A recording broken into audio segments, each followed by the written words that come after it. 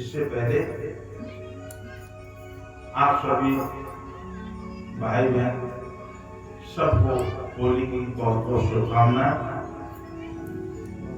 और होली के विषय में, होली क्यों मनाई जाती है, इस प्रसंग में हम आपको बताना चाहते हैं कि देखो, ये प्रहलाद के विषय में आती है कथा।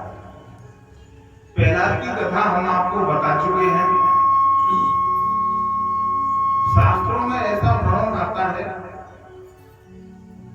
कि हिरण्यकश्यप ने अपने पुत्र प्रहलाद को बामन उपायों से मारने का प्रयत्न किया था। बामन उपायों से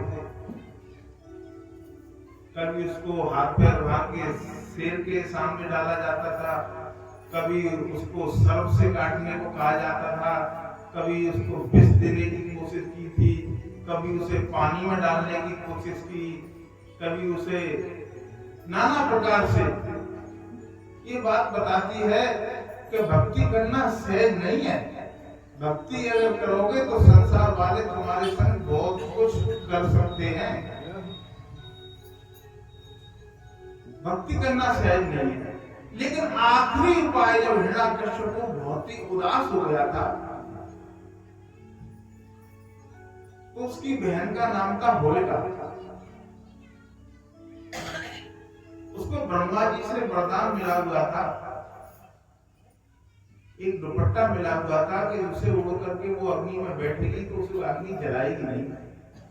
जब उसने अपने भाई को जरा दुखी देखा तो उसने कहा, भाई क्यों परेशान हो, कि पता नहीं मेरा पुत्र है और वो मेरा काल है, और लेकिन वो मरता ही नहीं, मैंने बहुत प्रयास किए। तो उसने कहा कि भाई आप चिंता मत करो, कल का सुबह वो देखेगा नहीं,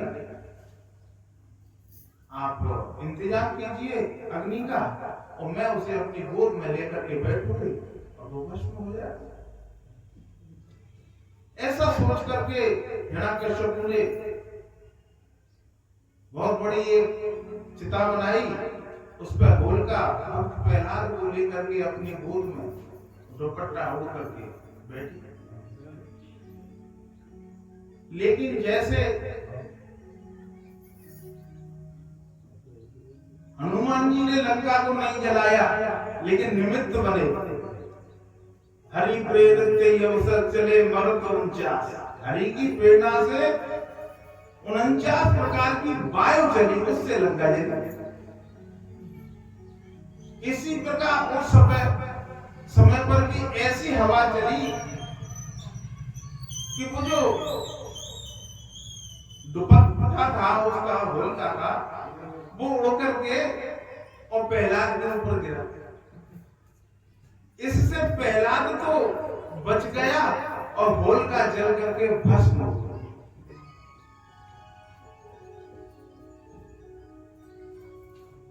अब जब होलिका जल करके भस्म हो गई